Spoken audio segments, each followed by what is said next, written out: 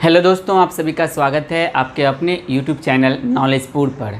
जैसा कि आप सभी जानते हैं कि अब आप नॉलेजपुर चैनल के मदद से 10वीं की सभी सब्जेक्ट की तैयारी कर सकते हैं, वह भी फ्री में। आपको एक भी रुपया देने की आवश्यकता नहीं है। हम लोग पढ़ रहे हैं पॉलिटिकल साइंस और इसमें हमारा पहला चैप्टर चल रहा है लोकतंत्र में सत्ता की साझेदारी, और इनका ये चौथा पार्ट है, क्योंकि 3 पार्ट शायद हो चुका है, आप देख लीजिएगा।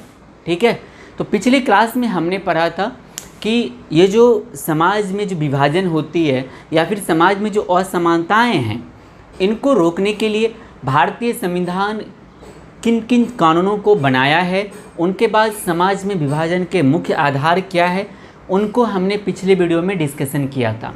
हम आज के वीडियो में समझने का प्रयास करेंगे कि सामाजिक विभाजन में जाति, धर्म और लिंग, ये विभेद का जो स्वरूप है, इनको हम समझेंगे, बारीकी से एक एक को समझेंगे।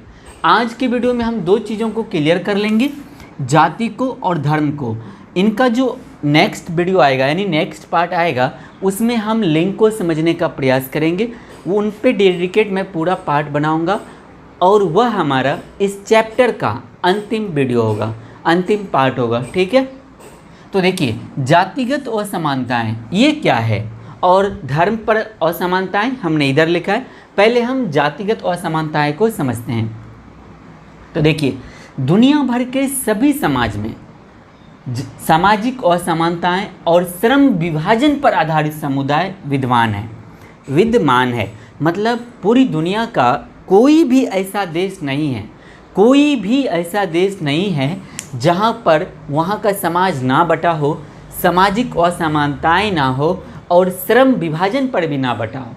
श्रम विभाजन मतलब कार्य के आधार पर, जो व्यक्ति काम करते हैं, कार्य करते हैं, उसके आधार पर भी ना बटा हो, ऐसा दुनिया में कोई भी देश नहीं है।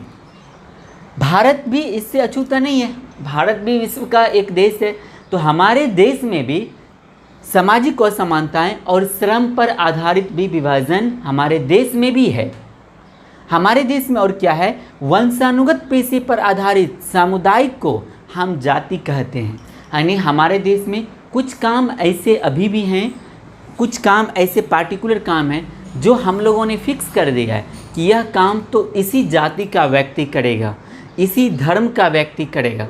स्पेशली अगर किसी जाति का व्यक्ति को कोई काम आप बोल रहे हैं कि यह काम सिर्फ उसी जाति का व्यक्ति करेगा, तो हम ऐसे काम को वंशानुगत पेशा बोलेंगे। क्या बोलेंगे? वंशानुगत पेशा।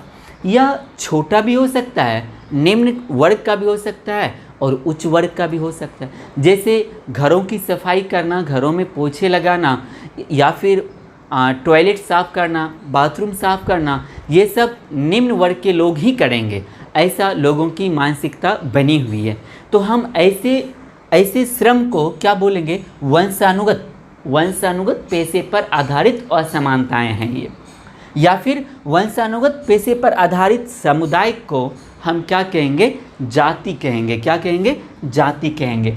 तो वर्ण व्यवस्था जातिगत समुदाय का बड़ा वर्ग होता है। ये जो वर्ण व्यवस्था होता है ना, एक ही धर्म के कई जो वर्ण में बटे होते हैं, ये इनकी सबसे मतलब वर्ण व्यवस्था का जातिगत का समुदाय का सबसे बड़ा वर्ग है। जैसे मान लीजिए, वर्ण का मतलब क्या है? जैसे हिंदू धर्म को लीजिए, तो हिंदू धर्म में मुख्य रूप से 4 वर्ण हैं, ब्राह्मण, क्षत्रिय, वैश्य, शूद्र। ये बड़ा वर्ण है, वर्ण उसका किसी भी धर्म का ये बड़ा प्रकार हुआ। लेकिन इसके अंदर भी बहुत प्रकार है, ब्राह्मण में भी कई उपवर्ग हैं, इसी प्रकार से क्षत्रिय में भी हैं, वैश्य में भी है, शूद्र में भी है। तो यही चीज़ मैंने यहाँ पे लिखा है, वर्ण व्यवस्था जातिगत समुदाय का। एक व्यक्ति जो किसी जाति का है, उनके ऊपर सबसे बड़ा वर्ण है और वर्ण के ऊपर धर्म है। तो वर्ण व्यवस्था जातिगत समुदाय का सबसे बड़ा वर्ग है। और वर्ण हिंदू वर्ग का यहाँ प्रॉपर कितने हैं? तो 4 हैं, ब्राह्मण, क्षत्रिय, वैश्य और शूद्र। तो राजनीति में जाति, तो ऐसा नहीं है कि सिर्फ हमारा समाज यहीं तक बट गया, यहीं तक रह गया, नहीं, इनसे आगे भी हमने समाज को बांट के रखा है। तो राजनीति में भी जाति है। यानी आज के ज़माने में चाहे वो केंद्र सरकार का चुनाव हो या राज्य सरकार का चुनाव हो, वहाँ पर जातिगत बहुत ही ज़्यादा मतलब देखा जाता है। तो सामुदायिक समाज की संरचना की आधार जाति है, यानी सामुदायिक समाज का जो संरचना आज के समय में जो बेस है वह क्या है, एक जाति होता है, क्योंकि एक जाति के लोग ही स्वाभाविक समुदाय का निर्माण करते हैं। जैसे मान लीजिए अगर कोई क्षेत्र है, चाहे वो राज्य सरकार के अंडर हो, अगर राज्य सरकार का चुनाव हो रही है विधानसभा का, तो अगर मान लीजिए कोई एक समुदाय का या एक जाति का, मान लीजिए कोई एक विधानसभा क्षेत्र है और वहाँ पर बहुसंख्यक के रूप में मान लीजिए यादव है, तो वहाँ पे कभी भी कोई भी पार्टी दूसरे समुदाय, दूसरे जाति या दूसरे धर्म के व्यक्ति को वहाँ पर से चुनाव का टिकट नहीं देंगे, क्योंकि उनको पता है कि यहाँ पे यादव बहुसंख्यक के रूप में, तो उस विधानसभा क्षेत्र से वो किसी यादव को ही टिकट देंगे, क्योंकि वहाँ पर वो जो समुदाय का निर्माण करेंगे वो वहाँ पर मुख्य रूप से कौन डिपेंड कर रहा है, जाति डिपेंड कर रहा है। और एक ही जाति, अगर यादव की संख्या ज़्यादा है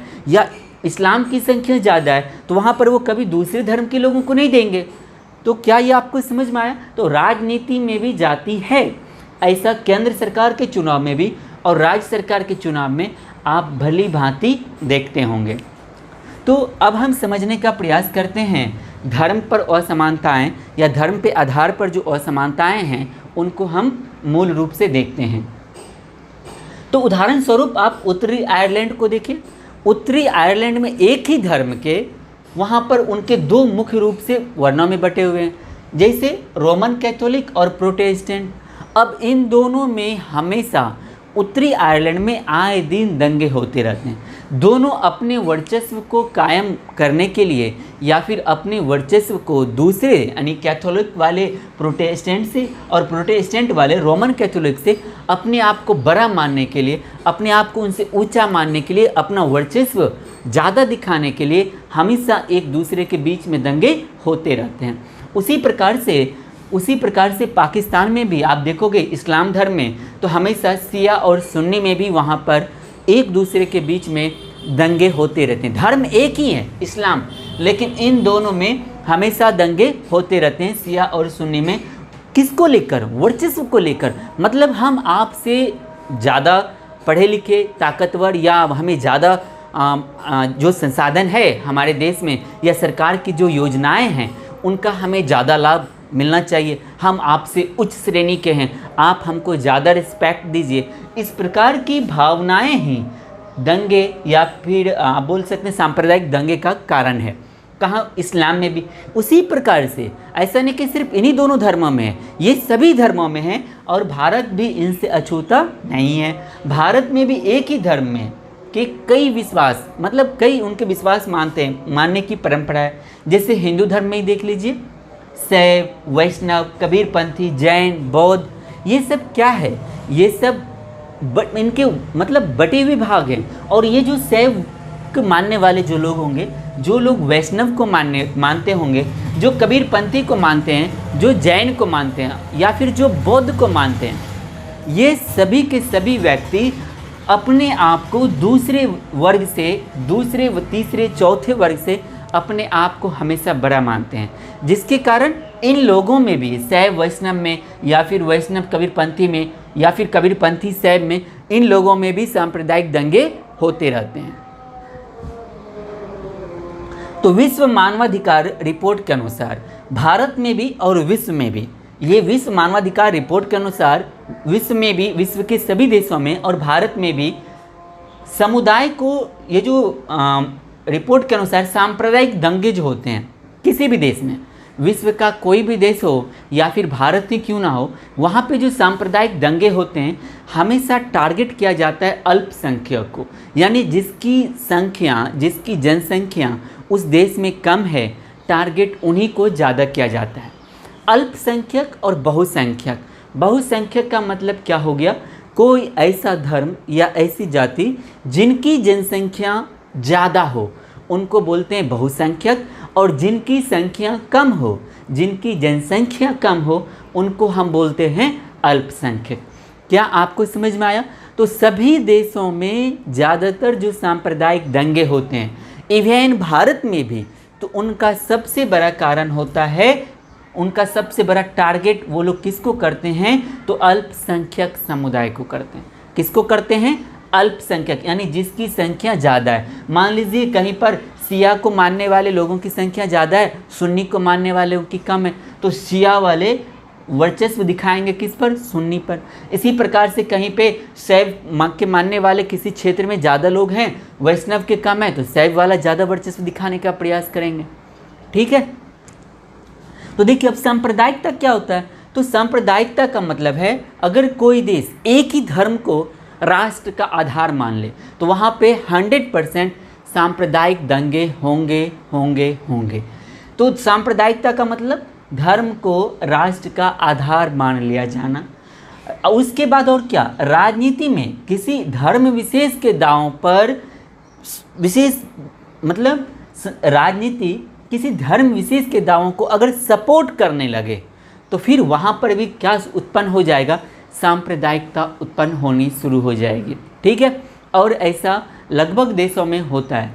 इसीलिए जब भारत का संविधान लिखा जा रहा था तो भारत के संविधान निर्माताओं जो निर्माण करता थे उनको इस चीज़ का पहले से उन्होंने भांप लिया था कि आने वाले समय में किस किस प्रकार की समस्याएं भारत के सामने उत्पन्न हो सकती है। क्योंकि भारत एक ऐसा देश है जहाँ पे विभिन्न प्रकार के विभिन्न धर्म के लोग रहते हैं। मूल रूप से हमारे यहाँ 8 धर्म के लोग रहते हैं। कौन सब, तो हिंदू, इस्लाम, सिख, ईसाई, जैन, बौद्ध, यहूदी और पारसी। मुख्य रूप से ये हमारे यहाँ 8 प्रकार के धर्म के लोग रहते हैं। तो अगर भारत सरकार जिस समय भारतीय संविधान निर्माण करता अगर किसी एक धर्म को भारत देश का आधार मान लेती तो 100% आज हमारे देश में भी आए दिन दंगे होते रहते। जैसे पाकिस्तान अपने आप को the Islamic country of Pakistan कहती है, जैसे श्रीलंका अपने आप को बुद्धिस्ट कंट्री कहती है, जैसे इंग्लैंड आपको अपने आप को ईसाई कंट्री कहती है, तो भारत का अपना कोई भी धर्म नहीं है।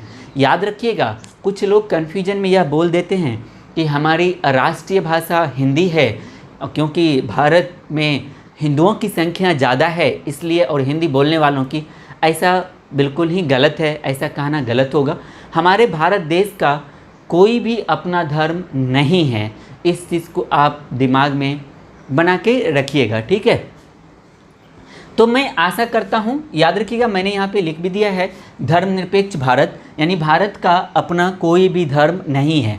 भारत सरकार किसी भी एक धर्म को सपोर्ट नहीं करती है। भारत में जितने भी धर्म के लोग रहते हैं, भारत सरकार या भारत के संविधान के नज़र में वो सभी धर्म के लोगों को भारत में बराबर अधिकार मिला हुआ है। सभी, चाहे कोई बहुसंख्यक में हो या फिर कोई अल्पसंख्यक में हो, भारत का संविधान सभी के लिए बराबर है। मैं आशा करता हूँ आज के वीडियो में मैंने आपको जो भी समझाने का प्रयास किया आपको समझ में आ गया होगा। आपको पूर्ण रूप से जातिगत असमानताएं क्यों होती है, क्या कारण है, और धर्म पर असमानताएं कहाँ पर है, नहीं है, ये भी आपका क्लियर हो गया होगा। याद रखिए, इस सब्जेक्ट से प्रॉपर सोशल स्टडी से ही ये पूरा का पूरा, इसके अंदर जो 5 किताबें हैं ये समझने के लिए है। उनमें पॉलिटिकल साइंस तो सबसे ज़्यादा, आप इसको रट नहीं सकते हैं, समझने का प्रयास कीजिए।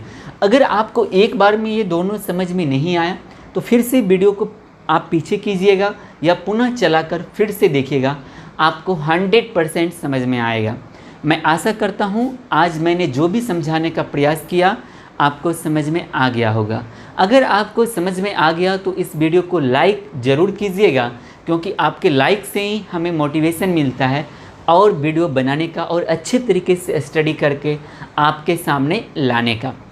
मैंने जो भी इस पे लिखा है हो सकता है आपको दिखाई नहीं दे रहा होगा, और आप अगर इसका PDF चाहते हैं तो PDF को प्राप्त करने के लिए आप टेलीग्राम पे नॉलेजपुर चैनल को ज्वाइन कीजिए। नॉलेजपुर, आपके अगर मोबाइल में टेलीग्राम नहीं है तो आप टेलीग्राम डाउनलोड कीजिए। आपके अकाउंट बनने के बाद आप टेलीग्राम पे सर्च कीजिएगा नॉलेजपुर अमन, तो आपको मिल जाएगा नॉलेजपुर। और याद रखिएगा, इस नाम से बहुत सारे चैनल बने हुए हैं। जो हमारा चैनल है, यानी जो आपका चैनल है, उनके दोनों तरफ किताब का लोगो है, इस चीज़ को याद रखिएगा।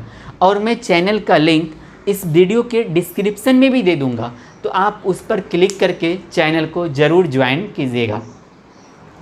आपको यह वीडियो कैसा लगा नीचे कमेंट करके हमें ज़रूर बताइएगा। इस वीडियो के लिंक को अपने सभी दोस्तों के साथ और सोशल नेटवर्क व्हाट्सएप और फेसबुक पे ज़रूर शेयर कीजिएगा। हम मिलेंगे अगले वीडियो में। इनमें जो बचा हुआ है अब लिंग आधारित जो भेदभाव होता है, हम उनको समझने का प्रयास करेंगे अगले वीडियो में। तब तक के लिए जय हिंद, जय भारत।